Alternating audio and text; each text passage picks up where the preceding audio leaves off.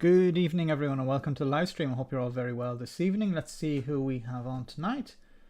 If we go to the top, we have Raven 1983 Witch, great to see you. We have Stephen, great to have you on.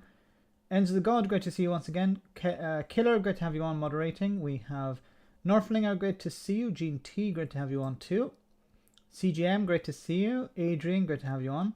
Audrey, great to have you on. Hope you're well today. Lenan, great to have you on. Hope you're well. Tiny Demolition Lover, hope you're well up there in Scotland. We have Chatty Rat, good to see you, Chatty Rat.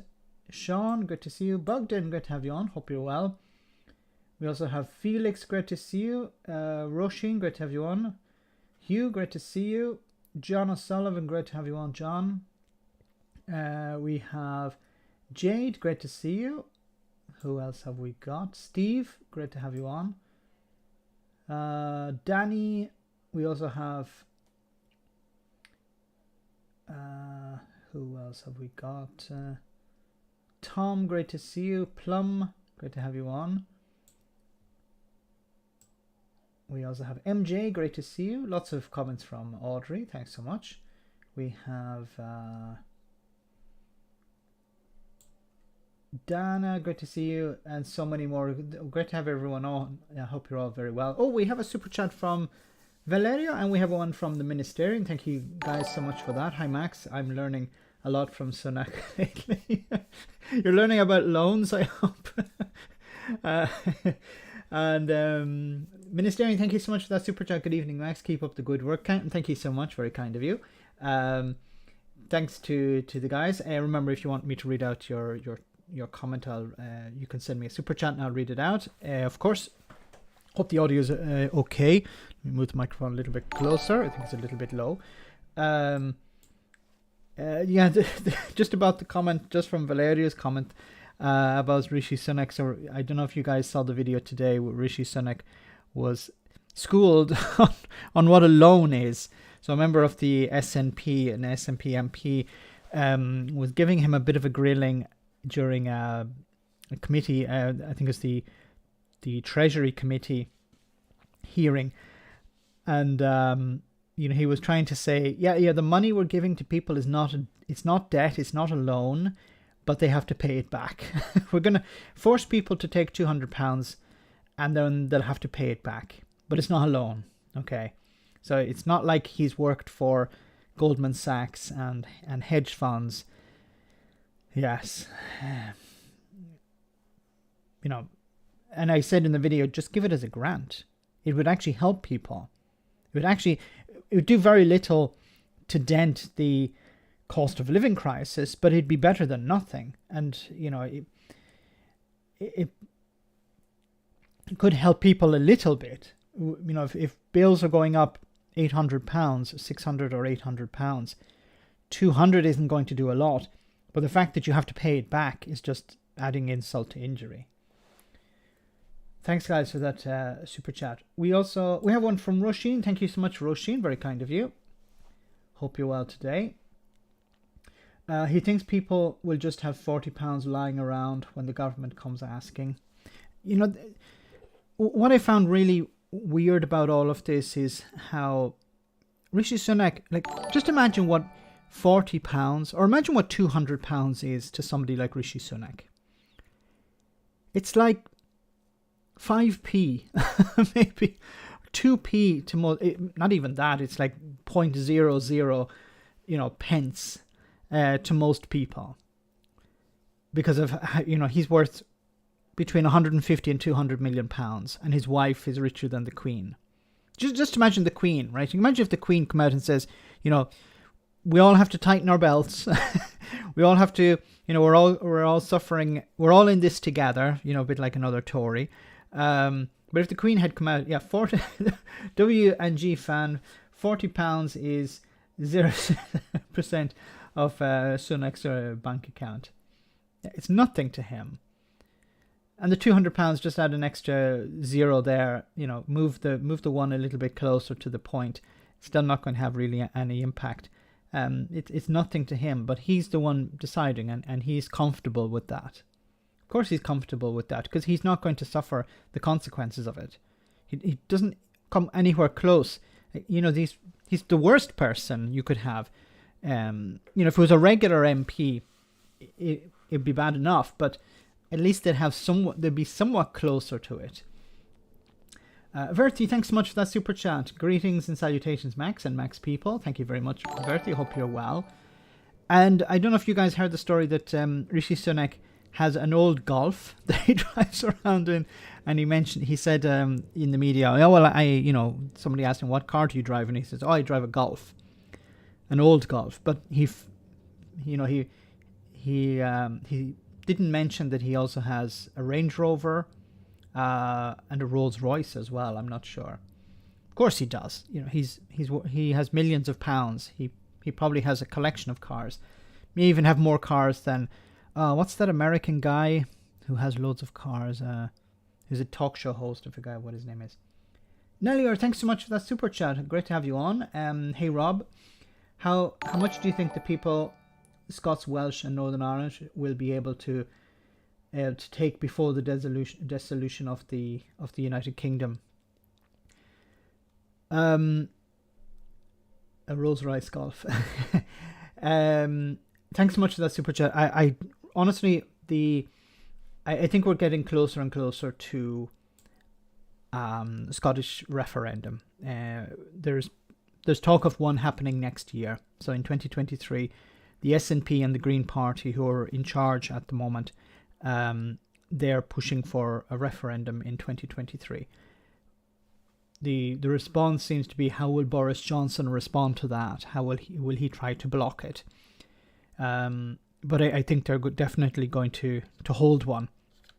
And and in a way I've talked about this before, how if the Scottish government hold a referendum, even if it's non-binding, most people will come out and vote yes.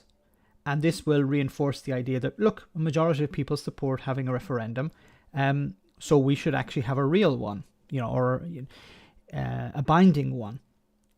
So even if they have a non-binding one, which I think they're actually going to go for a binding one, but even if they had a non-binding one, there would be a majority in support of it. So I definitely think that's happening in 2023. And also the SNP, if they want to maintain the momentum for independence, they need to call a referendum soon. The Alba Party, I think, want to hold it even as before that, but you don't want to have it too early. You don't want to leave it too late. It's 2023 is almost 10 years after the last referendum. So, the argument, well, you've already had your vote. Well, it's no longer, which isn't a valid argument, but even if it were, 10 years have passed. Some people who voted to stay in the union are no longer with us. Let's be honest about that. And a lot of young people 10 years ago were not able to vote. So it would be right for them to have a chance to make their voice heard, either to remain in the union or to have to go another way, to be independent. The Welsh, I don't see that happening anytime soon. But independence for Wales is pretty much on the back burner for two reasons, I think, because the Labour Party, which is pro-union, of course, they're actually quite popular in Wales at the moment. The current First Minister is very popular. So, the independence movement it's not anywhere near the Scottish independence movement in regards to popularity. And then in Northern Ireland, I said before, I think we're getting close to a point where there will be a border poll, because it's looking like more and more likely that there will be a Sinn Féin First Minister and a Sinn Féin Taoiseach in the Republic. So they're going to push for a border poll. And I think we're starting to see the cracks appear in unionism as well. There were, a couple of days ago, there was a bomb, a hoax bomb attack, but there was, this demonstrates this animosity towards the Northern Ireland Protocol. And I think there's a split taking place in unionism where the UUP are more about, if we want to protest against the protocol, it has to be peaceful.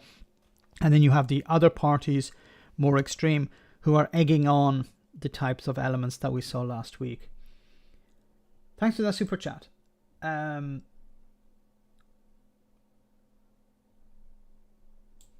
So I just wanted to cover this. I want to say thanks to Reagan Elite, one of my subscribers and a patron, who shared this on Discord. And this really pissed me off. You can see here, it says, free parking for NHS staff introduced during the COVID-19 pandemic will end on Friday, Sajid Javid announces. So Sajid Javid, the health secretary, we're going to end free parking for NHS staff. Why? Why are they ending free parking for them?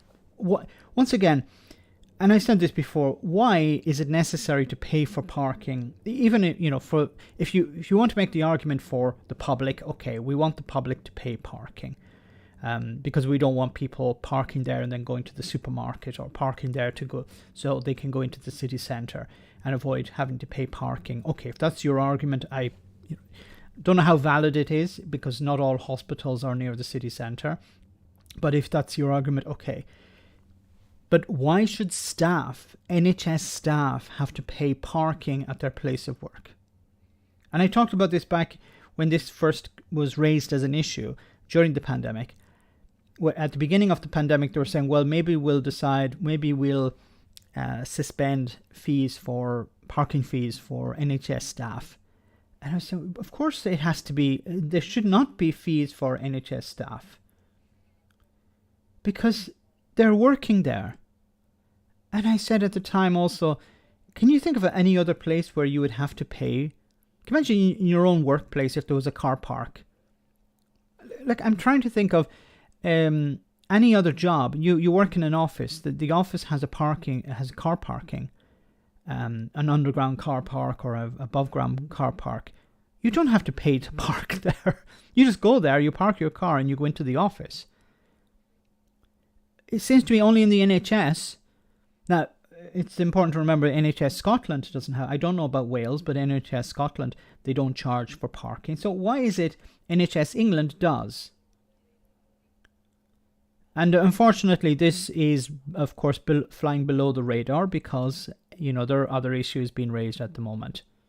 Boris Johnson, breaking the rules, breaking the law. No, this doesn't get a mention, but this is important.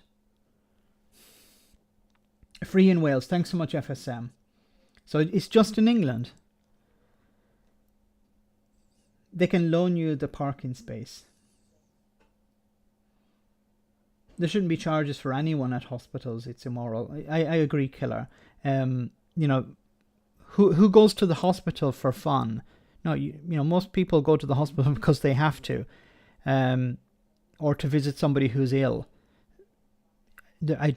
If the argument was, well, the hospitals need the extra money, but it doesn't really work like that, because a lot of the parking is outsourced to private companies. So the private companies charge an extra fee, and then the hospital gets some of that money. But it is immoral, because you're taking advantage of people's,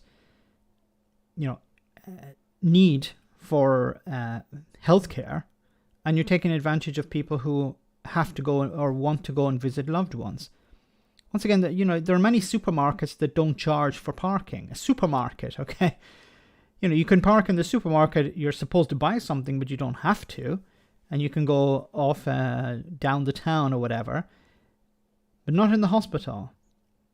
Now, really, I don't understand this. It's ridiculous, and it's ridiculous on the idea, on the stage of, where it's ridiculous at the level where members of the public have to pay, but it's just criminal that people who are working there have to pay as well, especially during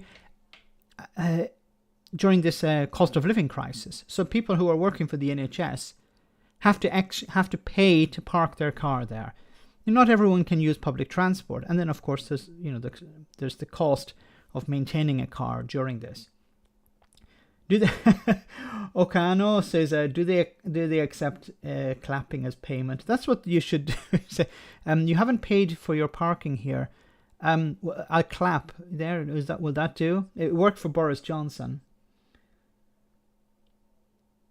It cost me £1 just to drive through a car park in Inverness. Normally, if you enter and then leave within 15 minutes, I think, because if you can't find a space, you don't normally get charged. But Dad was in hospital for months, £1 a day visit, 500 quid gone. I read that one hospital in Edinburgh has a distant car park for staff, and they take a shuttle. It's alarming for women after dark, and the shuttle stops at 8 o'clock anyway. That's ridiculous, Mary. Like, why not just have this parking available for the people? Have reserved parking if necessary. You know how many employees, like you count out how many employees have a car.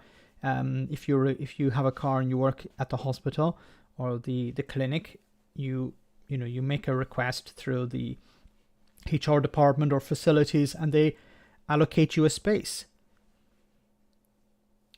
Bogdan, thanks so much for that super chat. Great to have you on once again. Rishi is disconnected from reality and the public's needs. It's not even funny, and he really gets to run. Rishi and Priti, the common man's allies. Yes, people completely disconnected from reality. And there's a really bad streak running through Priti Patel, because today I was listening to James O'Brien, and he was talking to people who've been trying to get Ukrainians into the country, and many of the people have managed to do it despite the government, not because of the government's help. They did it despite the government. There are people who are still waiting in I think it was yesterday, they were waiting in Dunkirk, waiting for the visa to be cleared so they can come into Britain.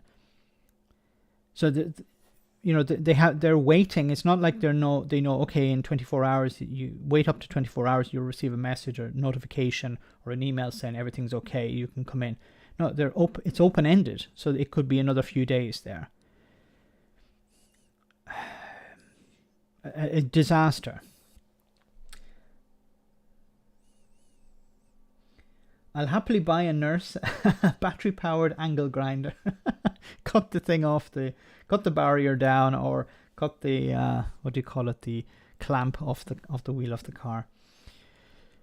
So I hope the Labour Party raise this in the House of Commons tomorrow, because this is important. So many workers who are struggling at the moment, and the fact that many NHS workers are relying on food banks, and now they're realizing, okay, now to continue working I need to pay for the parking as well. Okay, I want to move on. So this week we should hear from Michael Green. Sorry, not Michael Green. What's his name? Grant Shapps. We should hear from Grant Shapps. No, the joke there.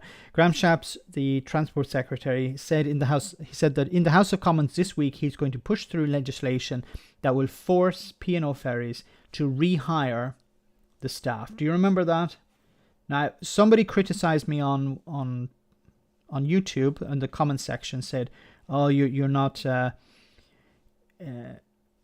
You're just criticising the Tories all the time." And I actually said, and I think I said it in the video, that if they do a U-turn, I'll commend the government for doing that. And I'm saying it now. If Grant Shapps is able to convince P&O to rehire this staff, then I'll say well done to Grant Shapps. But I'm waiting to see, because Grant Shapps is not the most honest of individuals. But if he does manage to convince P&O Ferries to rehire the staff at full pay, at the pay that they had before, so their contracts have been renewed like they were before, then yes, and it's down to Grant Shapps putting pressure on the government, on the company, then yes, I would say Grant Shapps did a good job. Well done to Grant Shapps. But we have to remain vigilant because I think there's a lot of hot air and a few fibs included in that. Magic, thanks so much for that super chat. Sisters Hospital, 0 to 2 hours, £3. Up to 3 hours, £4. 24 hours, £6 hour, and she pays £150 a month. It's ridiculous. How can that be justified? Like, how can the hospital say, yes, we're charging you £150 a month to park to work here? Really? There's no justification for that. I'd actually like to hear somebody say, yes, here is the justification for that. Really, who is justifying this? Is it the trust, the NHS trust that's justifying it? Saying, well, we need the money. Okay, if you need the money, charge people who are visiting, but don't charge your staff. No other position would you have to pay parking. You know, if you work in a restaurant, you know, in the city centre, and there's no parking available, I understand that you'd have to pay parking. But if there's parking available for the staff, it's just one of these things that really drive me nuts. Thanks so much, Magic.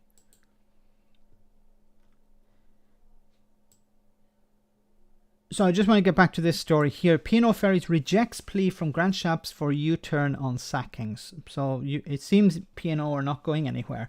They're not doing any U-turns here. P&O Ferries has rejected the government's call to move this week's deadline for the 800 sacked workers to accept redundancy offers, saying it had already signed contracts and ministers were ignoring the situation's fundamental and factual realities. In a bullish response to the Transport Secretary Grant Shapps, the ferry operator's chief executive Peter Hibbleweight said the demand was legally impossible, okay, and would close the firm down. He wrote to Shapps, complying with your request would deliberately cause the company's collapse, resulting in the irretrievable loss of an additional 2,200 jobs. I cannot imagine that you would wish to compel an employer to bring about this downfall, affecting not hundreds but thousands of families. Is he correct here? Because if the route is profitable, then P&O will continue to use it, to provide services on it. They're not going to... I don't even know if it's legally possible for the government to force them to hire the people back. I think this is a lot of Tory rhetoric in order to look tough for the voters. But I don't know if they can actually do this. Hippowaite said that more than 765 of the 786 crew members summarily sacked on the 17th of March had taken steps to accept the settlement offer, and more than 500 had signed legally binding agreements. This is the problem. That included 67 officers who were planning to continue to work for P&O Ferries with the new agency crew. And this is also part of the process.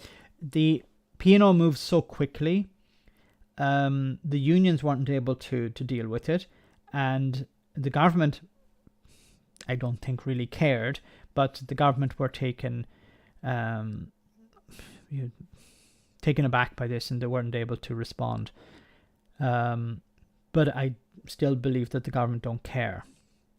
Shams had written to the P&O Ferries on Monday, offering one last opportunity to reverse its extraordinary and illegal sacking of the UK-based crew working on Jersey contracts before bringing in a planned package of legal measures to force its hand. See, the problem with all of this is if the staff have already signed the new contracts, then the company would have to break the law by breaking these contracts, and the government would be telling them to break the law. So, how does that work? I'm not a lawyer, but if the government tell you to break the law, are you breaking the law? Well, I think, imagine a situation, right, where you have a legally binding contract with someone, and then the government tell you to break that contract. Well, the person who's suffering the consequence of the contract being broken, can they take you to court? Can they take the government to court? Because these workers who have these new contracts and sign these contracts, they would have a legal position. They would have a case against either P&O or the government, probably P&O. So P&O could actually be sued for breaking contracts, but they would be forced to break the contract because the government told them to. I think this is we're in very uncharted waters, to excuse the pun. Maybe in a limited way. Maybe in a limited way. Yes, Max, justice is blind. The company already broke the law in the initial firing. But see, the thing is, if you break the law and then you hire people following breaking the law, then maybe those contracts would be null and void. But those people who signed those contracts would actually have a case against P&O. So it might actually be better for P&O to rehire the people back and fire the other people and pay the legal fees. But once again, I don't know how these things work. I don't think many people know, because this has not really happened before. What the unions have called a race to the bottom among operators was accelerated last year after the government refused to step in when Irish ferries started operating the Dover-Calais crossing in summer 2021 using a similar model of low-paid agency staff. This is part of post-Brexit Britain. This is why I don't think the government are going to intervene. This is part and parcel of what Brexiteers really wanted. I'm talking about the disaster capitalist ones. You'll hear the political, ideological Brexiteers complaining about this, but deep down they don't really care about workers anyway. And this is the disaster capitalists are rubbing their hands with glee here, because now they're going to be able to offload expensive workers and hire people who are basically working for slave labor, slave wages. £1.80 an hour. And not just that, the conditions are, you can't quit in a sense, or you'll have to compensate the company. You can't break the contract. It's a desperate time. The chief executive, who shocked MPs at the Commons hearing last week by admitting his company deliberately broke the law by dismissing the workers without consultation, said, "I have endeavoured to present the facts in this letter and before the select committees with absolute candour and transparency." He added, "We have made a difficult decision in the knowledge that it would be highly unpopular and for some difficult to reconcile. I'm fully cognizant that of the reputational cost of P&O Ferries brand and me personally. Sailings remained suspended on passenger routes on Monday night. A second P&O ferry, the Pride of Kent, was detained by the Pride of Kent. Was detained by the Maritime and Coast Guard Agency for failing in safety inspection. Another ferry, the European Causeway, was detained in Larne near Belfast last Friday after failing an inspection due to issues including crew familiarization and training. And this is one of the problems, that hiring people at a lower rate without the proper training, you're going to fail these inspections. But this seems to be all the government can do, is punish them for not having the correct paperwork. But something that really hit me was why the CEO of the company didn't bring up Brexit. Now he could have scored a really massive goal against the government, not a legal one, but a rhetorical one, a political goal against this. So if you imagine if the guy who what's his name, I forget what his name is, the CEO of the company, where is it? Hibbleweight. If Hibbleweight had said, well, we need to lay off these people because of Brexit. Can you imagine if he said that in the select committee? He said, but the company's is suffering because of Brexit. We suffered because of the pandemic and now because of Brexit. It would have been very difficult for the government to respond to that.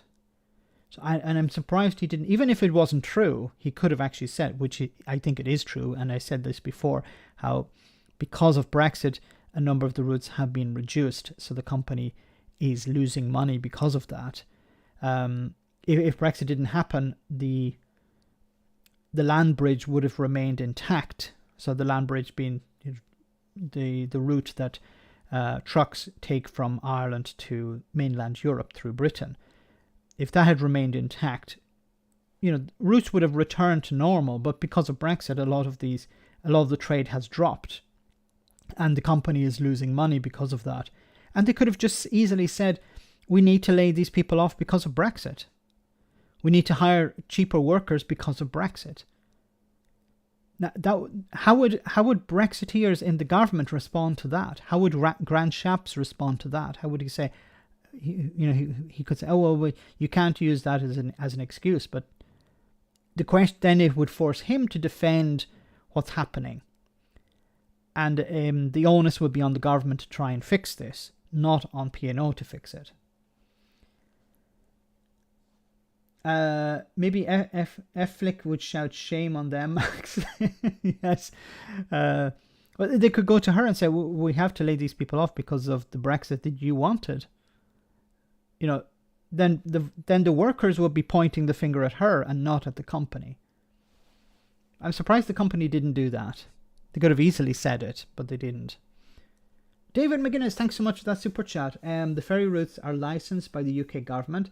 The Human Sources and Intelligence Act allow agents of the state to break the law. Chuckle, loose legislation can be useful. So because of this, the agents of the state can break the law. Wow, that's interesting. So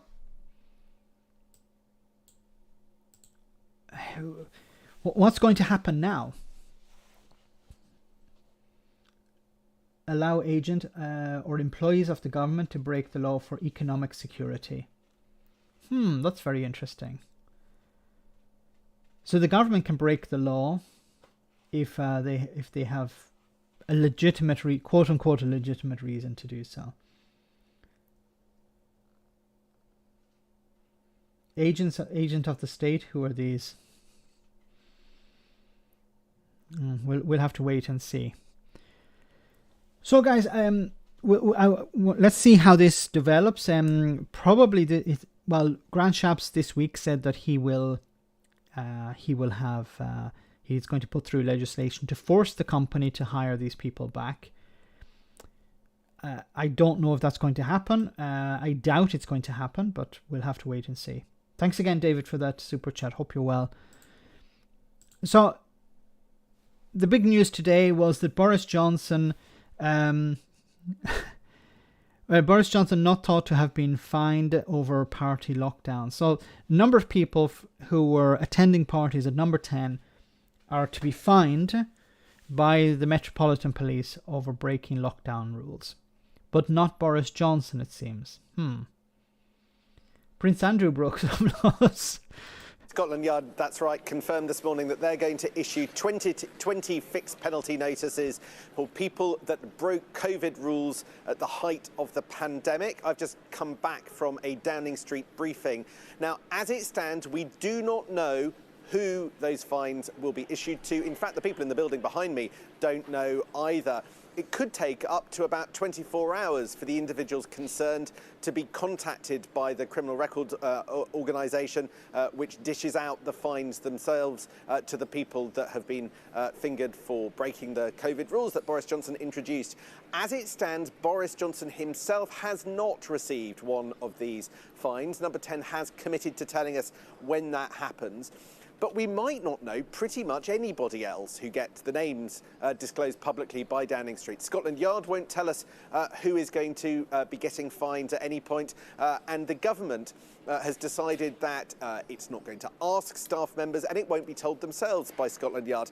So we could be in a slightly bizarre situation where there are lots of people in the building behind me who are found to have broken the law at the height of COVID, at the height of the pandemic, and we don't know their names, we don't know their identities, and we don't know what's going to happen to them as a consequence. But what also Downing Street said today is that Boris Johnson's going to be reluctant to comment on this whole affair until after the police, both the police investigation is concluded, and that might take weeks, if not months, for all of the different lines of investigation. So Boris Johnson's not going to say whether he has been given a fine for another few months, not until Sue Gray completes her report. To wrap up, but also until after then an internal government inquiry into what went on is concluded as well. So we could... So it's Operation Can Kicking. Just keep kicking this can. Oh, we need to have another investigation. Then we need to have a government investigation.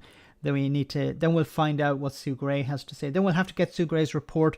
Then we'll have to do a report on Sue Gray's report. Then we'll have to do an investigation on that report as well. And then sometime in 2025, we'll find out if Boris Johnson broke the law or not. We'll be looking at weeks and weeks and weeks until Sue Gray, the official that we were talking about at the start of the year, concludes her report, and then Boris Johnson says something to the Houses of Parliament. Because as it stands, Jane, we are in a surreal situation this morning. Scotland Yard confirms that 20 different rules were broken at the height of the pandemic, but Boris Johnson himself won't accept that the law was broken. Number 10 spokesman said that Boris Johnson will just talk about this in the future when Sue Gray's report is out, but as of now, Downing Street does not themselves accept that the law was broken, even though Scotland Yard has confirmed that it has. So if Scotland Yard says the law was broken and Boris Johnson says the law wasn't broken, then who should we believe? Boris Johnson or Scotland Yard?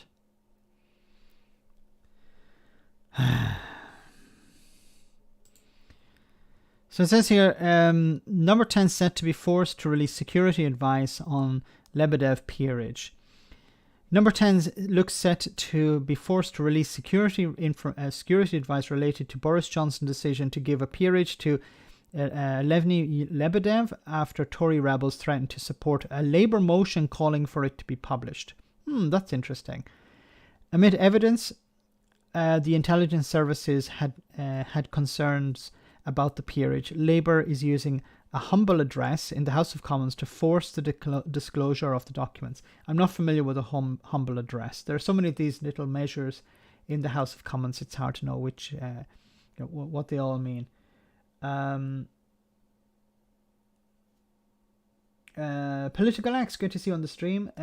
Boris Johnson claimed the same with the Supreme Court. Yes, it doesn't apply to me, mate. It was expected to fail as the government opposed the release of the information and was ordering MPs to vote against it. However, a group of Conservative backbenchers threatened to rebel against the government, saying it was reminiscent of the Owen Paterson debacle when they were ordered to back a change in the standards rules that was politically unpopular and doomed to failure. Faced with a revolt, the Tory whips performed a dramatic U-turn and told MPs that they would be allowed to abstain. A rebel estimated that around there were 50 people prepared to abstain in the face of the whips originally instructing them to vote against. That said, it would be they said that in the aftermath of the Paterson scandal, pressure would be kept on the government on standards issues. Well, next time I'm going to tell the whips I won't be voting with the government. They have to learn to stop making these stupid decisions and being forced into a U-turn. We're just lucky. We're just a quick win this time, one Tory backbencher said. The Labour move was led by Angela Rayner, the party's deputy leader, who on Tuesday afternoon will use a Commons debate to demand information concerning Lord Lebedev's appointment from the Cabinet Office. The Guardian revealed in October 2020 that Johnson met Lebedev in March that year, shortly before the House of Lords Appointments Commission, which scrutinises all nominations, wrote to the Prime Minister. The Commission is understood to have expressed concerns about Lebedev's proposed peerage and asked Downing Street to reconsider. What I would love to know is What is Lebedev's position on this? How come Lebedev, who is a peer, has never been interviewed and asked, why did you receive this peerage? That we hear about, and we've never actually heard from Boris Johnson himself explaining why Lebedev has actually received this peerage. We heard how, why some people do, because they're active in British politics, or because they've been living here, or because they're residents, or because they, help out in society, which is basically another way to say donating to the party. But Lebedev himself has never been interviewed. Why is that? Is there nobody in the Times or in the Guardian who can actually reach out to him and say, can we have an interview with you and ask you, why did you receive this peerage? Isn't this insane? He's sitting in the House of Lords and he can't be interviewed. It's just an absolute mockery of the institutions of government. There's a guy sitting in the House of Lords who has not been interviewed, and there's a potential security threat there. Hi everyone, the Tories are falling away from the population as it's been so much pain, but perhaps the last of the working class is waking up. I don't know, Stephen.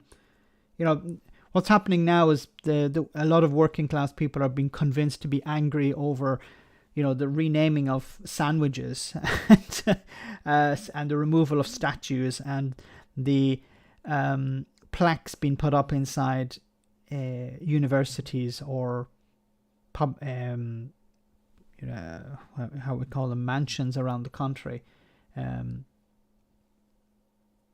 that belong to the National Trust. People are being convinced to be angry about things like this and not angry about this instead. Not angry about corruption, but be angry about a ploughman's sandwich being called a plough person's sandwich.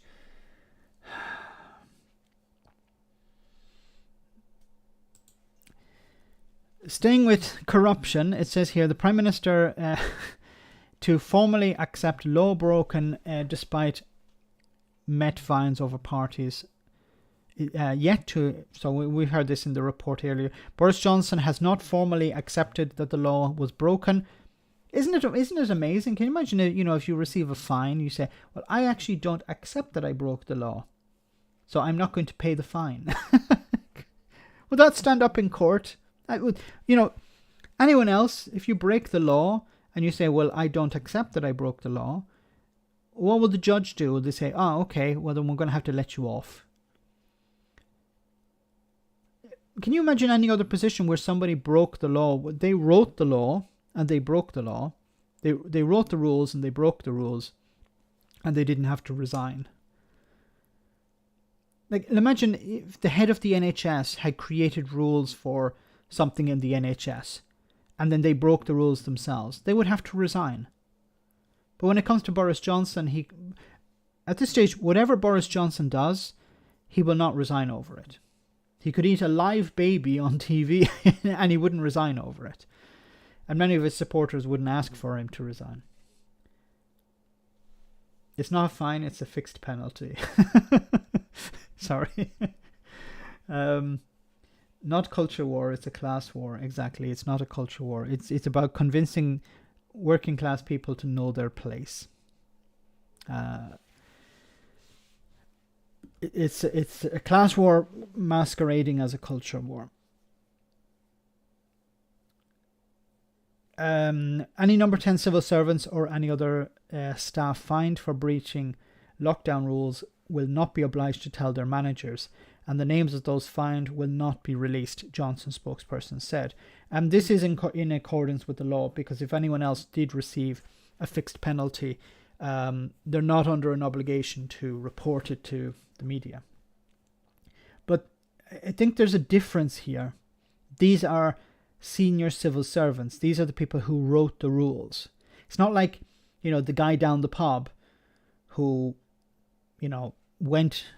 who spent too much time in his garden when he was supposed to be indoors, or, went out for a smoke, or, went into a store or something without a mask. This is not the same thing. This is, these are senior people in government who broke the rules, and I think their names should be released. But then I can understand why others would say no. The only exceptions to this will be Johnson himself and Simon Case, the cabinet secretary. Number 10 initially said Case would not be named if fined, but Johnson's spokesman said later that this would be given his unique unique position. The Metropolitan Police said those who received fines would not be named publicly according to the professional practice guidance for fixed penalty notices. Although somebody could leak the information. The force said on Tuesday that there was significant amounts of investigative material, and that remains to be assessed, and that further fines could be issued if the evidence threshold was met.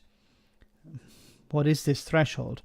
The Guardian reported on Monday night that 20 fines were expected for the most straightforward cases, with Boris Johnson unlikely to be among them, as he has denied breaking the law. The officials and staff who have been issued fixed penalty notices have not yet been informed. Downing Street said that they would not know the identities of any of the 20. That they do not know. This is another case of we'll have to wait and see, and perhaps at Prime Minister's questions tomorrow, this isn't really going to go anywhere because we don't have any names yet. Obviously, Boris Johnson, we all know that Boris Johnson broke the rules, but I don't think we're going to hear from the opposition about this. Boris Johnson must resign if fined for breaching lockdown, says Labour. And it's true, but we don't officially know if he's broken the rules yet. Of course he's broken them, but until the police come back with something, then there's nothing really Labour can do about it. Boris Johnson should resign if he's fined by the Metropolitan Police for lockdown breaches. Despite the Russian invasion of Ukraine, Labour has said, after The Guardian revealed the first tranche of fines were expected to be issued imminently. It's understood that the Met is expected to issue about 20 fines on Tuesday related to the most straightforward cases, though more are expected to follow. The source said that the fines would probably be imposed on low-hanging fruit, an indication that Johnson is unlikely to be among them, as he has denied. Okay. So they can demand that Johnson resign if he broke the law, and you're going to hear Tory MPs saying, but we have to wait for the Sue Gray's report, or we have to wait for the Met, or we have to wait for this, we have to wait for that. And I think Matt Hancock today was trying to say, well, Boris Johnson can't resign because there's a war on. Okay, he's not Churchill. Okay, just because there's a war taking place in Ukraine, but it's not necessary that Boris Johnson has to stay in his position.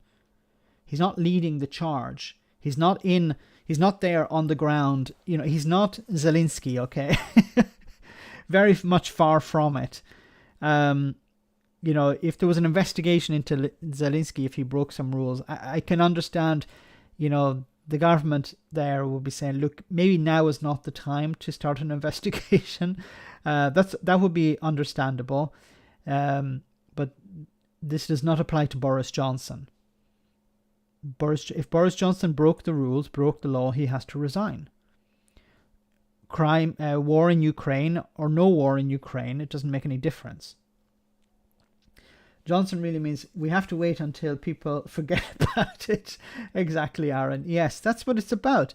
And I said this at the time. As soon as there was this investigation into Sue Gray, I remember saying, I said, what they're going to do is Boris Johnson will receive his fine, long after all of this has happened, when the pandemic is over, people have moved on, and you hear about Boris Johnson, he's going to get a fine. For what? For the pandemic? What? Why? What did he do? People will have forgotten this.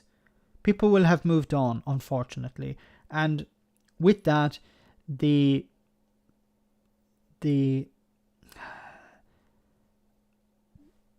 arguments of course they will be strong, but the power behind them will be very little. It'd be, if the Labour Party say Boris Johnson needs to resign because of rules he broke 2 years ago, the response from the Tories will be, that was 2 years ago. Why are you banging on about stuff that happened 2 years ago?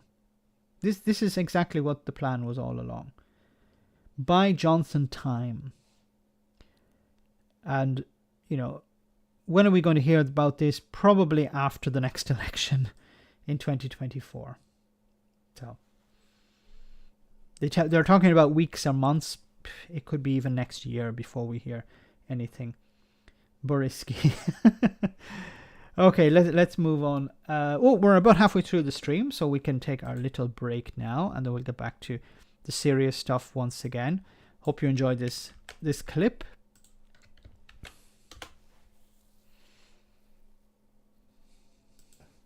Yeah, would you mind taking... Well, excuse me, sir. Yeah, would you mind taking a small survey before you enter our shop? Yeah, sure. Very simple, really. Just one question. How did you hear about us? Did you hear about us through the internet, through television, radio, newspaper articles, a faceless child whispered our name to you in a dream, or other?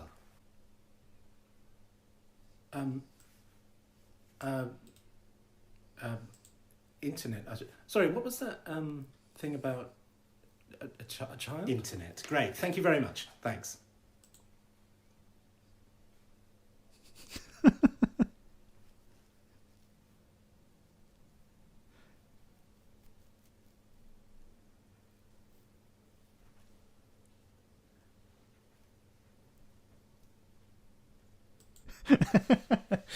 Oh my goodness. Okay. I hate those surveys. So I want to move on to the cost of living crisis. One way of dealing with the cost of living crisis could be to issue a windfall tax. So it says here, UK rules out windfall tax on North Sea oil firms to help fund energy bills. Quasi-Quartang pledges to turbocharge investment in solar and wind power amid a new energy security plan. The business secretary has effectively ruled out a windfall tax on North Sea oil firms to fund discounted energy bills, but promised much greater investment in solar panels, wind and nuclear to reduce reliance on Russian oil and gas. Speaking amid reports of a cabinet split over landmark energy security plans due to be published within days, Quasi-Quartang offered up a tax on oil companies backed by Labour as the one policy that definitely will not find favour with ministers. We believe a windfall tax would be a tax on jobs, would destroy investment and would add to the uncertainty of oil markets. It would be completely the wrong message to send to investors. So we need to throw ordinary people under a bus because we don't want to piss off shareholders. That's what he's saying here. When he says investors, instead of saying investors, he's saying shareholders. So we need to protect shareholders.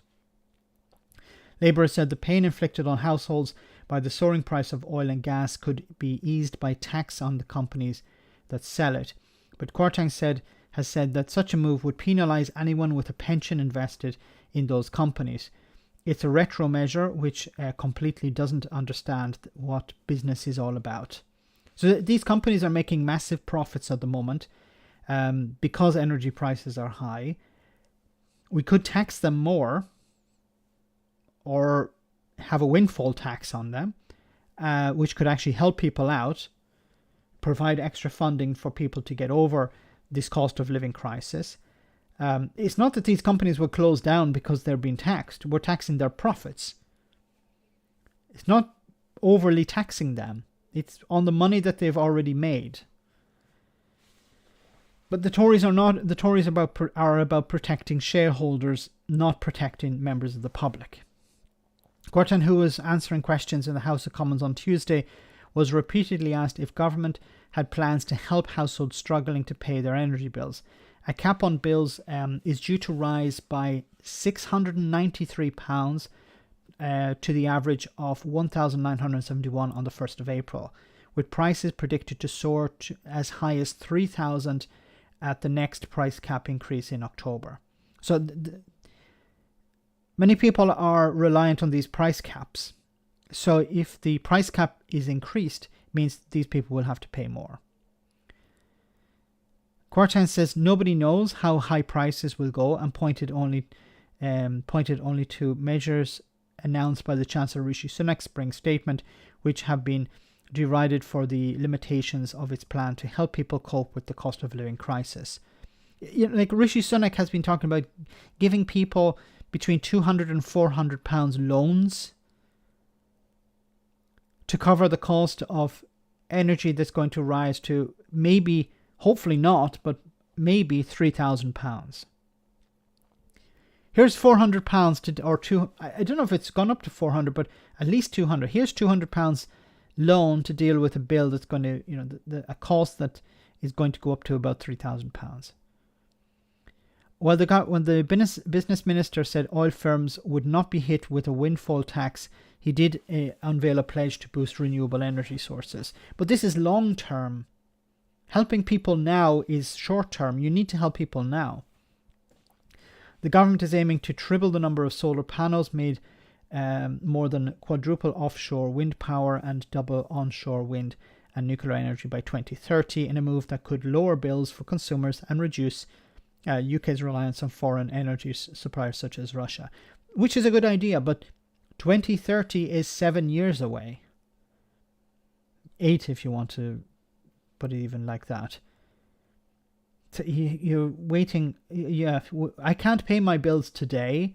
Okay, but in 7 to 8 years, it will come down. The paper has faced delays. Kwarteng put forward the targets as part of the Department for Business, Energy and Industrial Strategy plans for inclusion in the upcoming Energy White Paper. The paper has faced delays because the cost of approving at least 6 nuclear power stations as part of an expansion of the UK's renewable energy strategy has been debated at the Treasury. Ministers are also divided over plans to back onshore wind.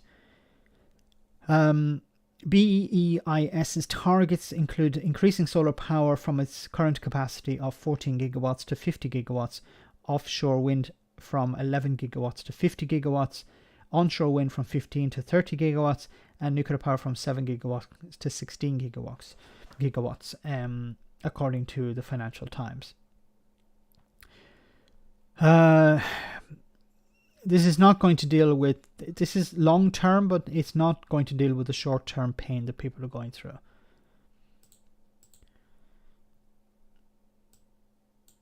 More on this.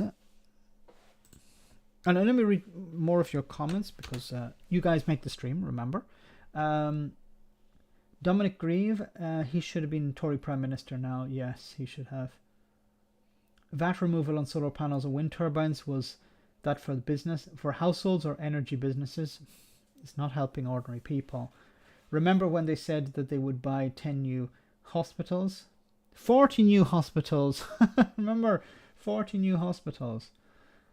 Didn't the Tories introduce law making it difficult for onshore wind farms to be developed? Yes, they did.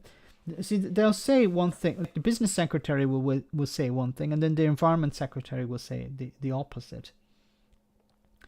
Or the development secretary. People who need solar panels to lower their costs through buyback are the people who can't afford them. The middle class get 5% off 5,000 panels. If you have £5,000 for it, then you're better off than poor.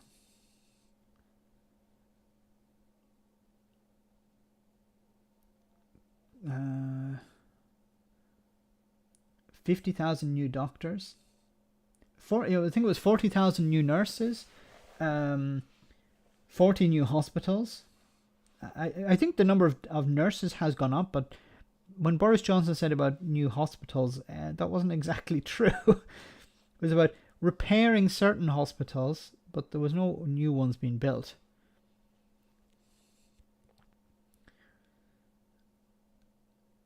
Tell a Tory a gigawatt, and they'll say, pardon? Free Scotland and any warm-blooded mammal who thinks death by Tory policy is a price worth paying. I like the way the Tories constantly lie, and we spend all this time debating those lies. It keeps us from taking any positive action. Fearless Wolf, great to see you on the stream tonight. Thanks so much for that super chat. How does solar panel benefit me when my building is protected under historical Scotland and is owned by my landlord? Does Rishi Sunak think everyone owns their own home? Rishi Sunak thinks everyone owns about 3 or 4 homes, like himself. Thanks so much, Fearless Leader. Once again, he's not connected to any sort of reality. We saw that last week with him trying to buy stuff in the super in a petrol station, I think it was. So I've seen some funny comments about, is this how poor people buy petroleum? It's like somebody wrote. But yeah, if the benefit of solar panels is meant to be for everyone, then how is it a benefit for people who are, renting a building that's not theirs, and maybe they're not living in part of the building that would benefit from the solar panels, unless the energy of the solar panels is distributed equally, but I don't know if that's the case. But if it's the landlord will be the one who will benefit. But if it's a listed building, then you probably can't put solar panels on it anyway. So that's why there must be some alternative, some extra support for people. And once again, I come back to this thing that Rishi Sunak doesn't understand what it's like to actually have to pay bills. Like he doesn't understand the cost of living. He's the one making the decisions, and he doesn't understand the cost of living. It's almost like, hiring somebody to run a football club who doesn't know anything about football, who's never even seen a football. That's what it's like. Not talking about Russian oligarchs, okay. UK credit card borrowing surges amid a cost of living crisis, and this is another problem that needs to be highlighted. So what's happening is people who have credit cards are now being forced to rely more on them in order to keep the wolf from the door, in a sense.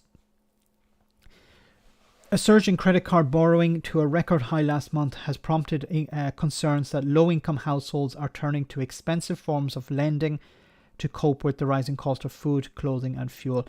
Of course, if you're struggling to make ends meet and you have a credit card in your wallet, maybe you got it when times were a bit better, and you've been holding off, I don't want to use this thing, but I need to pay the bills. I need to buy food. I don't want to skip meals. So what are you going to do is you're going to resist and resist and resist, and then you're going to use the credit card. And then, of course, the problems going along with the credit card are the interest rates. And correct me if I'm wrong, guys, but the European Union put limits on how much credit card companies can charge. So I would assume that now the UK is outside the European Union. It no longer has those protections. So consumers can be charged pretty much anything, unless the UK legislation doesn't allow that. But I need to double check that. Figures from the Bank of England show credit card borrowing jumped by 1.5 billion in February to 59.5 billion. The highest since records began in 1993. So it moved from 1.5 to 59, pushing the total amount of unsecured lending up by 90% on the prior month of 1.9 billion. That's insane. The central bank said that the rise pushed the annual growth rate from all forms of unsecured credit from 3.2% to a 2-year high of 4.4%, raising the total outstanding balance of consumer credit to £199.5 billion. With shoppers turning to cheaper supermarkets such as Lidl and Aldi to make ends meet, and increasing numbers of families saying they are being forced to choose between eating and heating, anti-poverty charities said it was worrying that consumers were spending more on credit cards. Joanna Elson, the chief executive of Money Advice Trust, the charity that runs the National Debtline and Business Debtline, said that the figures provide provide an indicator of the underlying challenges households face in meeting the growing cost of living. And she said, the Chancellor, as she called on the Chancellor to provide more targeted help for hard-pressed households. Our concern is that people will be pushed to credit to cover rising bills, which could be stored up problems further down the line when repayments are due. Liberal Democrat Treasury spokesperson Christine Jardine said it was unsurprising that households were turning to credit cards when the government was adding to real terms cuts to household incomes with a stealth tax and its failure on pensions and benefits. She said more and more people will have no choice but to turn to credit cards, massively increasing their long-term costs just to make ends meet. So some economists said it was possible the increase in credit card spending, which followed the lifting of restrictions related to the Omicron variant, showed a renewed confidence among consumers before Russia's invasion of Ukraine. Confidence? Paul Dales, the chief UK economist for the consultancy Capital Economics, said it is more likely that households had the confidence to borrow and spend a bit more, or are willing to use borrowing and savings to smooth their spendings. However, Samuel Tomes, chief executive of the consultancy Pantheon Macroeconomics, said separate figures show a collapse in consumer confidence between January and March, and a sharp slowing of mortgage lending pointed to caution amongst most households. If there's a cost of living crisis, people are not going, oh, I'm going to go out and spend more, because they can't. So it would make sense that people are relying on credit cards, because if you're desperate and you have access to cash, you're going to use it. You're going to say, look, either I feed my family today and worry about paying it later. Of course you're going to do that. It's not, oh, look, people are spending more because they're more confident in the economy. They have greater consumer confidence. No, it's about desperation. The big rise in consumer borrowing in February, the latest since April 2018, likely reflects households attempting to maintain their consumption at a time when real disposable income is falling sharply, rather than them going on a spending spree. He said, yes, exactly.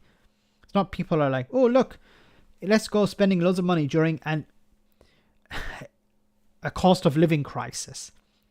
And also, if you could look at the data, what people spend, I'm sure it's not on holidays. I'm sure it's not on luxury items. Yes, Max, less disposable income will hit everything.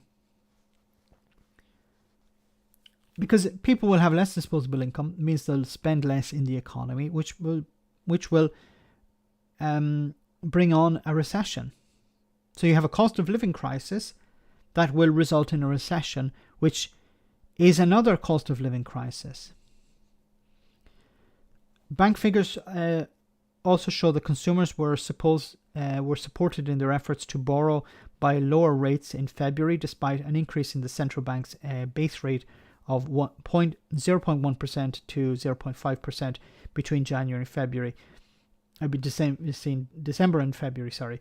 Credit card interest rates averaged 18.26%, down 0.29 percentage points, while standard credit loans fell from to 6.12% from 6.23%. How is it possible that the central bank I've always wondered this. How is it possible that the central bank lend money to banks at a rate of 0.1%, but credit card companies can charge 18.26%.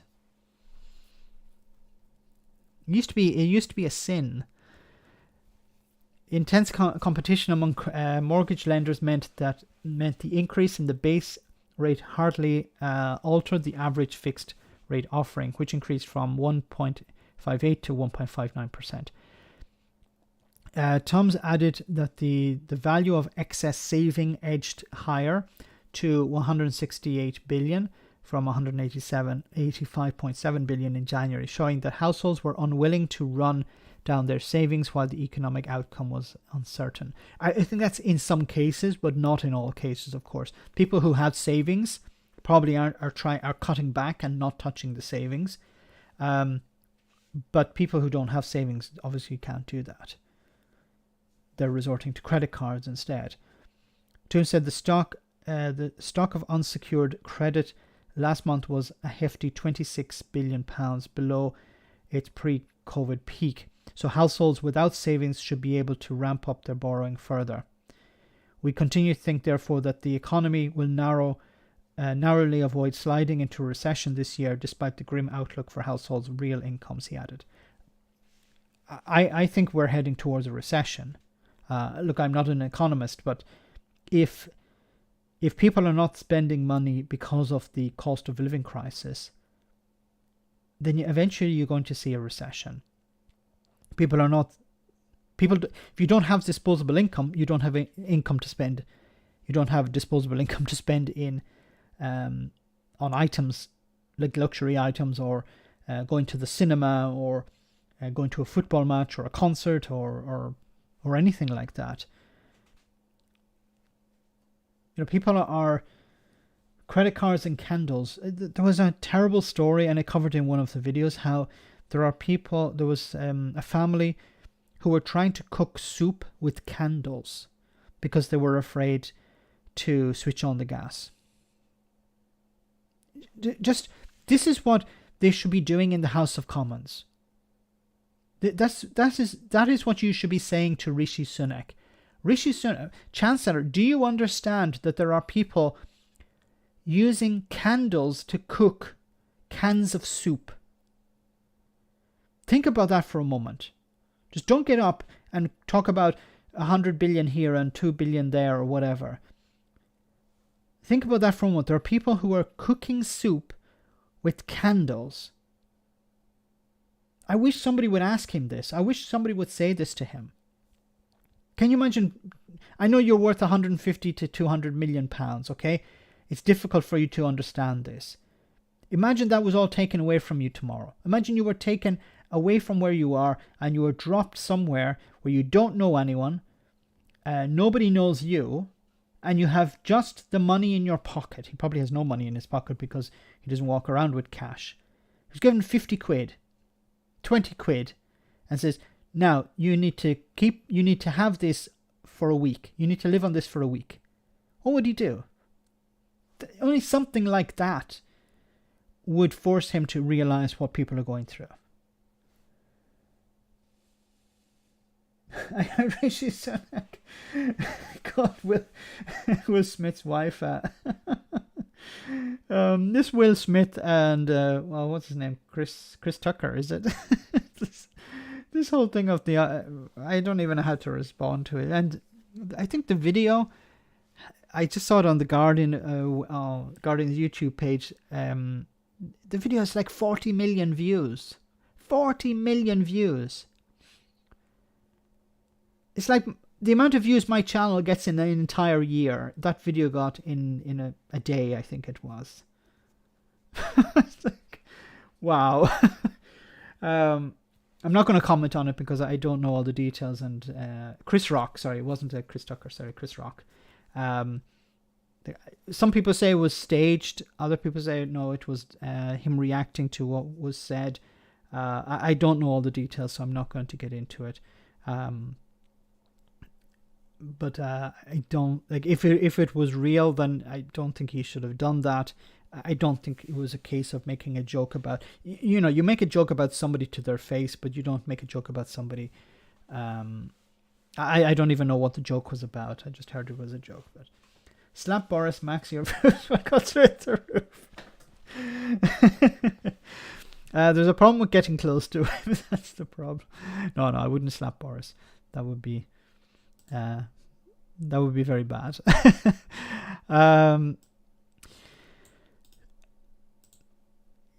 Boris Johnson, another one who doesn't understand the cost of living crisis. It says here how families in Britain have been left hungry in a crisis. Some of these stories here. I think it's with this one, with energy and food inflation at nearly 30% and 5% compared with 2021, many people can afford either healthy ingredients I think it should be can't afford neither healthy ingredients nor the fuel to cook them. Food bank users decline potatoes as cooking costs too high, says Iceland boss March 23rd. As a result, poorer Britons are being pushed into eating nutritionally inferior, fat-heavy convenience foods. And this is another problem. If people are not eating healthy, what's the consequence of that? They're going to get sick.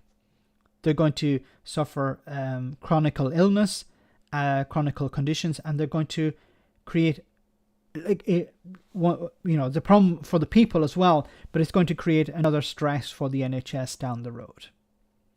If people have access to healthy food, they're less likely to get sick. They're less likely to be to require long-term health treatment. So it's in the interest of the government to make sure that people are healthy. Just from an economic point of view. Because you spend less on healthcare. The United States spends, I think, the most on healthcare, but gets the less. I think they spend the most per. Was it the? I don't remember if they spend the.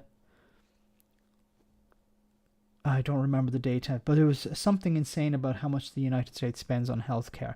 But the actual results are very, very low.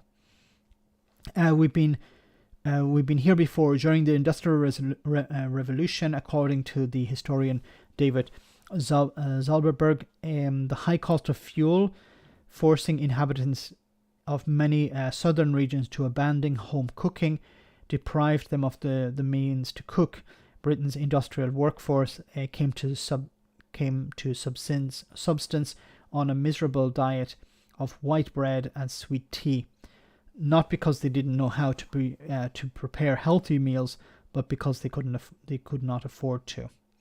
It's deeply dismaying that that the inequalities of today's Britain are in so many ways returning us to the early 19th century. Jacob Rees-Mogg would be happy with this.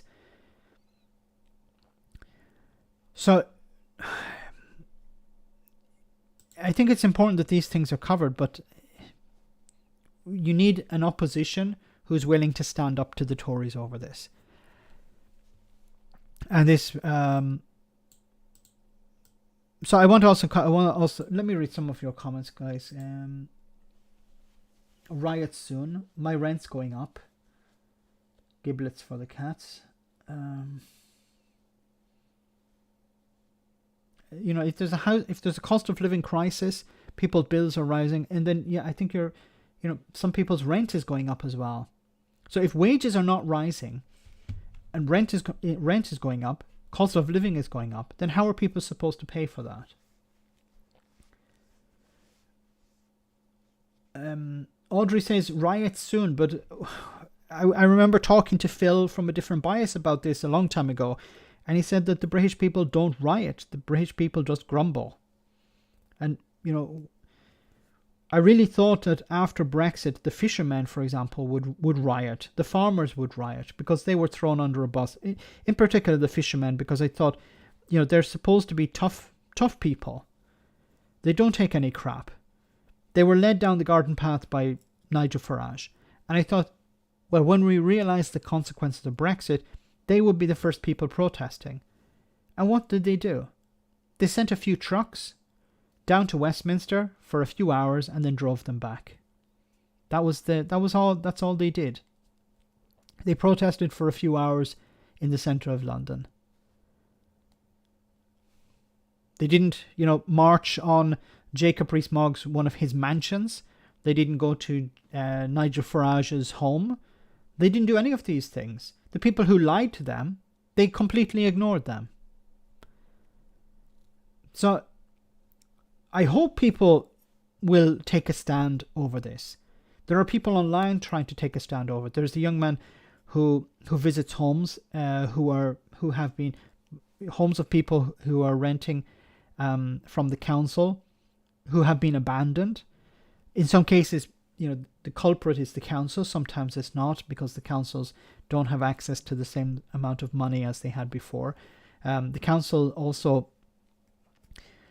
if there are more and more people struggling to pay their council tax or their rent, that means the council have less money, so they have less money to invest in repairs and things like this. And then, of course, central government are continually reducing the council's ability to raise finance. That's also important to remember. The Tories are about consolidating power in Westminster, not about providing more power to councils. And you just look up your local MP. Generally, when it's a Tory, if your MP is a Tory, look at their voting record when it comes to providing councils with the ability to help people out. They consistently vote against providing more funding to councils. They consistently vote about offloading responsibility to councils to house people, to provide care for people, but they don't allow the councils to raise the finances needed. And then if a Labour council wants to raise taxes in order to pay for these things, well, the Tories come in and say, look, vote for us, we're going to reduce your taxes. My MP is the head of defence. I'm sorry. Her Majesty's government said things like, we put £900,000 into councils, meaning we've given you 20p. Yes, and that's the big problem I have with these, and this is what more and more people need to call out. When Rishi Sunak talks about 100 million here or 100 million there, that means nothing. What he needs to be challenged on is, how much is that per person? Because if you work it out, it generally turns out to be something like 50p or 20p, as you said, per person. Tories, 400-year-old entity, oldest political party in Europe, lowest membership of any party, richest party, been in power 97% of the time. And what's the result of that, or what's the cause of that? First past the post, a media that does not challenge them, a House of Commons that is not fit for function, not fit for purpose.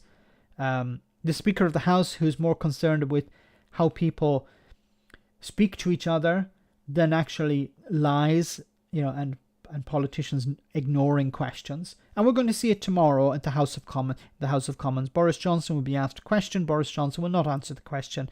Boris Johnson will go on a rant. The Speaker will tell him to calm it down a little bit, and then he'll go on a rant once again. And then it'll be repeated then the following week and the week after that. Sorry to be so down on this, but something has to break.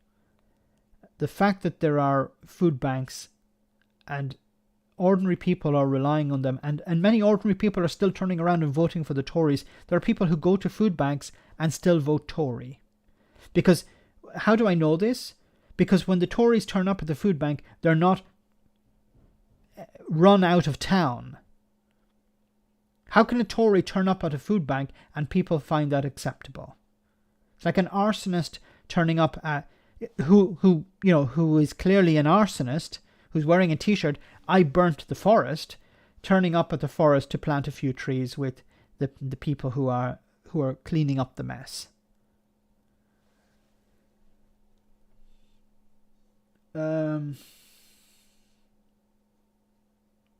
Sunak is a twant. Better late than never. Sugar-free, great to see you on the stream. So I want to cover another story. So as I was saying before, we're going to, well, as I mentioned in the pre-stream, I said, we talked about Ukraine. So maybe we're starting to see some movement on peace talks. It seems Russia said that they will allow Ukraine to join the European Union. Isn't that very kind of them? Ukraine and Russia are set to hold their first face-to-face peace talks in more than 2 weeks in Istanbul. Joining us is Lord Ricketts, former permanent Under-Secretary at the Foreign Office and former British permanent representative to NATO. Hello to you. Thanks for joining us on the programme this morning. Let's talk about that poisoning. First of all, alleged poisoning. The Americans are pouring a bit of cold water on it, but there is, previous, obviously, from Russia on poisoning people. How concerned should those taking part in the peace talks be? I think they'll want to be very careful indeed. I mean, we don't know what happened. It's quite mysterious. The problem is it could well have happened because, as you say, the Russians have a long track record, a kind of morbid fascination with poisons and chemical weapons. So it is entirely possible that somebody made an effort to disrupt this informal mediation, which is, I think, what Abramovich and others were trying to do. So, yeah, I'm sure the Ukrainian negotiators in Turkey and indeed the Turkish hosts will be being extremely careful. Don't eat or drink anything at the talks, and don't shake hands with anyone. And somebody was saying on Twitter, if you need to use the toilet, lift the toilet seat with your foot, with your shoe. Do not touch it. Be careful of people with umbrellas, for example. Yeah, what's your advice to them? People taking part in peace talks with the Russians. Well, I think. Depend on your Turkish hosts, I think, today. This is an initiative by President Erdogan. I'm sure he will do everything possible to keep everybody safe at the venue. But it is a very, very depressing conclusion that you can't trust Russian negotiators and sit down with them without worrying that there might be some awful poisoning to be done. What sort of steps would you take, my lord, if you were taking part in peace negotiations face-to-face with a Russian entourage? I think I'd stick with the Turkish-supplied nibbles and water and stay off anything else. Very good advice. Talk to me about President Zelensky. He was talking, I think, on Sunday night, and he says that he's now willing to discuss neutral status in exchange for peace. How should we interpret that? I think everybody wants this terrible war to be over, and we'd all love to think that negotiations could produce a breakthrough soon in a ceasefire. And I've absolutely no doubt that President Zelensky and the Ukrainian side are totally sincere. But I'm really wary of the Russians here. I don't honestly see that the conditions are there for a meaningful ceasefire. I think it's brave of President Zelensky to face up to the fact that Ukraine is not going to join NATO anytime soon. He's interested in security guarantees from the major powers and a neutral status for Ukraine, possibly with the right to join the EU. All these are important, but they're frankly secondary issues. The key thing is what happens to this territory that Russian forces have occupied. I do not believe that Putin will be willing to give up places like Mariupol once they do hold it firmly. That's on the corridor between the east, which Russia already controls, and the south and the Crimean Peninsula. I'm afraid his minimum objective is to hold the territory that he's now occupied. That requires Ukraine to accept, effectively, the partition of their country. And I just find it very hard to imagine that any Ukrainian government could do that. Although Rachel Johnson, Boris Johnson's sister, said that she'd be happy with Ukraine being split in two. So I'm pretty skeptical about the outcome of these talks, although it's a good thing people are talking. Yeah, even though the alternative is the pictures that we've just been looking at, where parts of Ukraine are literally being bombed into oblivion. Peace talks mean that both sides have to give. Yes, they do. But they mean that Ukraine would have to be prepared to give up large slices of the country, which would be a kind of reward for Russian conquest and occupation. I think it's perhaps more likely that at some point the fighting will diminish, that there'll be some sort of truce and an uneasy partition across a line of separation, neither side accepting that as the outcome. That might be a help for Ukrainian citizens and enable humanitarian help and so on to them, but it will be unstable and it will guarantee that fighting will flare up again in the future. I don't want to predict that, but I think that's probably more likely than a signed and sealed peace deal anytime in the foreseeable future. I think he's right here. So what'll happen is it will grind to a halt. There won't be an armistice. Well, I don't even know if there'll be an armistice, but there'll be some type of ceasefire, and I think that's what's going to happen. And then what you're going to see is on the east. In the east, you're going to see the Russians attempt to rebuild their military, and you're going to see Ukraine rebuilding its military and getting support from the West. And then I think we're going to eventually see some sort of buffer zone, unofficial buffer zone taking place and being built between Ukraine and Russia. And it could be these republics and maybe Crimea being part of that. But you're not, I don't, unfortunately, I think he's right here. You're not going to see some sort of peace deal while Putin is there. Now, somebody in the chat said that Putin may be dead. I don't know about that. It could explain some things, because some people are saying that the Russians are pulling back because they have changed tactics, changed their strategy. If Putin was dead, it could mean that they've decided keep it quiet for a while, get the military back, because we might need them at home to enforce whatever replacement is going to be in for Putin. But I don't think he's dead. I think if he did, in this day and age, it's very difficult to hide things like that. This information will be leaked eventually, and this is not the Soviet Union. We can't have somebody who was it that he believed was dead for a number of years or weeks or something, and the public didn't know. We're not in that state anymore. But I think it's really a case of the Russians are taking stock of what's happened. They'll pull back their forces, try and hold some territory, and rebuild, and then try again maybe in a few years' time. But I think it would be bad for them if they did, because it's been demonstrated that they're not capable of defeating Ukraine. And imagine the support Ukraine will get over the next number of years. They will get access to much better equipment. Their army will be better trained, and they'll be even better prepared for the Russians the next time. So guys, we're almost at the end of the stream. I just want to cover this last story this evening. It says here, Labour to ban left-wing groups including Alliance for Workers' Liberty. So there seems to be a split taking place in the Labour Party between the more moderate wing and the left wing, which some people are saying is a good thing. Others are saying it's a terrible idea. Labour is to prescribe 3 left-wing groups, including Alliance for Workers' Liberty, a movement connected to a number of current and former MPs that also has links with pro-European campaigns. Sources on the party's National Executive Committee said it was right to ban Labour members from being members of AWL, describing it as an interest group that was banned until very recently, which had historically stood candidates against Labour. The group's association with the party has long been controversial, and there have been attempts to eject its members, but the movement deregistered with the Electoral Commission 2 days after Jeremy Corbyn was elected party leader in order to support his leadership.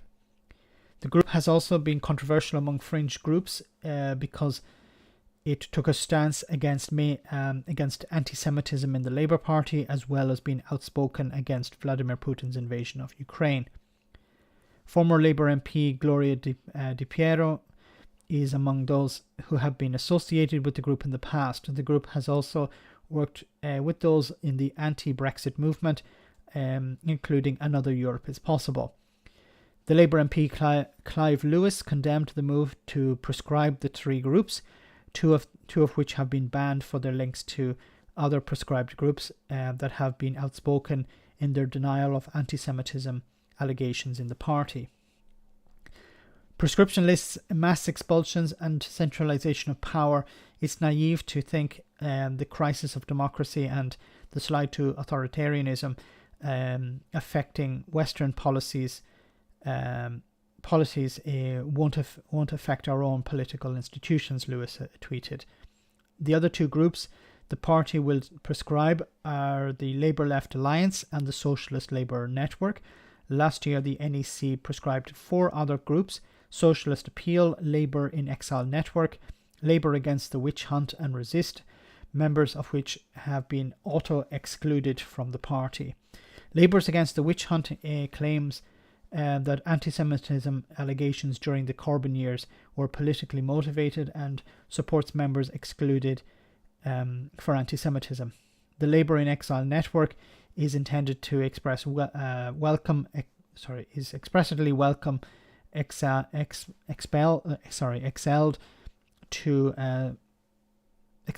or suspended members.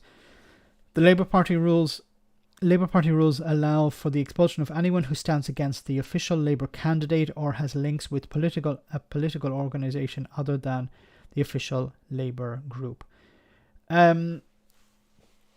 So I think what's happening is that there seems to be a consolidation of power in the Labour Party, and a lot of these movements, some of them, we would probably agree with.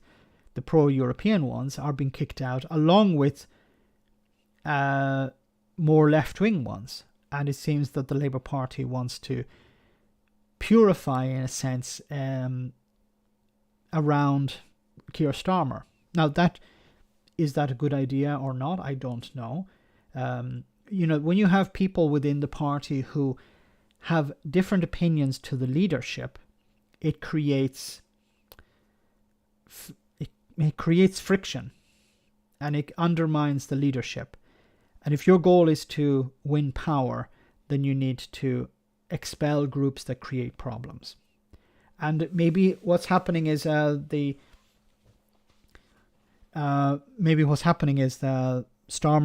and the leadership realize that, if there are people banging on about rejoining the European Union, it's bad for us. If we have people banging on about anti-Semitism, it's bad for us. So, or there is no anti-Semitism. If they're claiming there is no anti-Semitism, that's bad for us. So all of these things are bad for us. So we have to expel them, and probably turn the party into something more like the Conservatives. I don't know if that's going to work, because you need people on the ground to knock on doors. You need people to campaign for you. You can't have this all outsourced. And I think what Starmer may be trying to do is welcome large donors into the party. Now, I'm not saying that these donors are bad people. I'm just saying that they may want Starmer to do something for them. They may want particular policies pushed, and they may not be good for the people, good for the public. So you'll end up with two parties, and I hope I'm wrong about this, but I get the impression what you're going to end up with is you're going to end up with two parties, the Conservatives and the Labour Party, who are pretty much the same. One is more socially liberal, while the other is more socially conservative. But when it comes to business, they're pretty much the same. And you're not hearing a lot of, you hear about we need to impose a windfall tax on businesses. But now I'm getting the impression, would the Labour Party actually follow through with that? They keep saying we need to impose a windfall tax on the oil companies. But if they were in power, would they actually do that? If Keir Starmer was in power, I'm not trying to criticize Keir Starmer. I'm not saying that they are the same. But expelling people out of your party, I don't know if it's the right way to go. But we'll have to keep an eye on this. So we're almost at the end of the stream, guys, so I want to say a massive thank you to everyone who sent a super chat. Thanks to everyone who came on tonight, posted your comments, greatly appreciated. Thanks to the moderator for doing a wonderful job. Before we finish, we have our one for the road. So I hope to see you on Friday, same bat time, same bat channel. But don't go yet because we have our funny video before we finish tonight. Enjoy. Who said a bad thing about someone? Are you a politician who said a bad thing about someone? Did you lie about them and everybody knows it? Did that lie inspire other people to do more bad things? Then you need our simple guide on how to apologise without saying sorry. First, laugh it off. It was just a joke, but not the kind of joke you need to apologise for. Next, minimise. Yes, you said it, but it wasn't really a big deal, was it? I don't think anyone noticed. Ooh, what's that over there? I thought I saw a benefit of Brexit. Oh, no, it's just Jacob Rees-Mogg lying on a bench. Third, clarify. That thing you said in public, just clarify that you actually said something else, or you meant to say something else, which is just the same as not saying it in the first place, isn't it? Clearly. Still in trouble? Blame the victim. Why are they so angry about that thing you said? You must have touched a nerve. Point out that there's no smoke without fire, even though the fire was lit by online right-wing conspiracy theorists and you blew around most of the smoke. But you couldn't have said it if it weren't at least a little bit true, could you? So who's really at fault? Next, consider the matter closed. Why are people still talking about this? Oh, you're bored of it, so they should be too. Like your mind, the matter is closed. Finally, sack everyone who told you not to tell that lie and make it clear that you're now focusing on more important things. Please note, more important things may also require an apology. If in doubt, boast about the vaccine rollout. Wonderful. So guys, have a great evening. See you on Friday, same bat time, same bat channel. Once again, thanks to everyone who sent a super chat. See you on the post-stream chat if you're on Discord, if you're on Patreon and Discord. And have a great week. Stay safe and be alert. Good night, guys. Take care.